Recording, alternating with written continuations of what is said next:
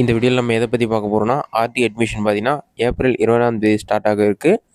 நீங்கள் 11 மணிலேருந்தே இதற்கு நீங்கள் அப்ளை பண்ணலாம். இதற்கு தேவையான ஆவணங்கள் என்ன என்பதை பற்றியும், இதற்கான ஸ்கூல் லிஸ்ட் எப்படி ஆன்லைனில் செக் பண்ணுறது, அதற்கான வழிமுறைகள் என்ன என்பதை பற்றியும் தான் இந்த வீடியோவில் நம்ம டீட்டெயிலாக பார்க்க போகிறோம். இதற்கு வந்து நீங்கள் கூகுள் சர்ச்சில் போயிட்டு ஆர்டி அட்மிஷன் டிஎன் ஸ்கூல்ஸ் சொல்லி டைப் பண்ணிங்கன்னா ஃபஸ்ட்டு வந்து ஒரு வெப்சைட் ஆகும். அந்த வெப்சைட்டை செலக்ட் பண்ணிங்கன்னா ஹோம் பேஜ் இந்த மாதிரி தான் இருக்கும். கல்வி உரிமை சட்டம் சொல்லி கொடுத்துருப்பாங்க. இதுக்கு start application, receive application 2 option இருக்கும். பாட்டமில் பார்த்தீங்கன்னா அப்ளிகேஷன் ஸ்டார்ட் டேட் பார்த்தீங்கன்னா 20th April 2026 11 AM மென்ஷன் பண்ணிருக்காங்க.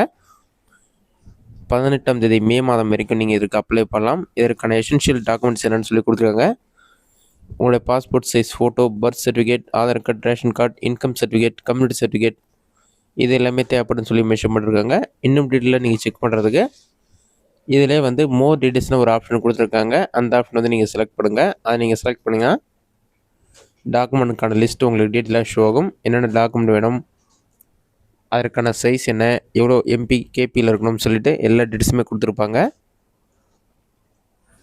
அதை கிளிக் பண்ணிங்கன்னா நீங்கள் அப்லோட் பண்ண வேண்டிய காப்பீஸ் என்னென்னு சொல்லிட்டு ஒவ்வொரு பாயிண்ட்டாக கொடுத்துருப்பாங்க. ஃபஸ்ட்டு ஸ்டூடெண்ட்டுடைய ஃபோட்டோ, அதோடைய வித் வந்து 150 பிக்சல், ஹைட் வந்து 175 பிக்சல், 100 கேபிக்குள்ளே தான் இருக்கணும்னு மெஷர் பண்ணிருக்காங்க. அடுத்ததாக பர்த் சர்டிஃபிகேட் தேவைப்படும். நெக்ஸ்ட்டு பேரண்ட்டுடைய அடையாள அட்டைன்னு சொல்லிட்டு பேரண்ட்ஸுடைய ஆதார் கார்டு நீங்கள் அப்லோட் பண்ணணும். அட்ரஸ் ப்ரூஃப்க்கு ஒரு டாக்குமெண்ட், அதற்கான லிஸ்ட்டு கொடுத்துருக்காங்க. ஜேபிஜி ஃபார்மில் தான் நீங்கள் அப்லோட் பண்ணுற மாதிரி இருக்கும். Family card, voter ID card, Aadhaar card, driving licence, telephone bill, PAN card இதில் ஏதாச்சும் ஒரு டாக்குமெண்ட் நீங்கள் அப்லோட் பண்ணுற மாதிரி இருக்கும்.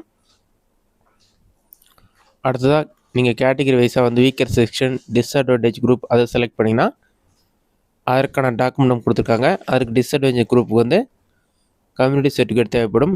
உங்களுடைய கம்யூனிட்டி என்னென்னு சொல்லி மென்ஷன் பண்ணி அதற்கு ஏற்ற மாதிரி நீங்கள் சர்டிஃபிகேட் வாங்குற மாதிரி இருக்கும்.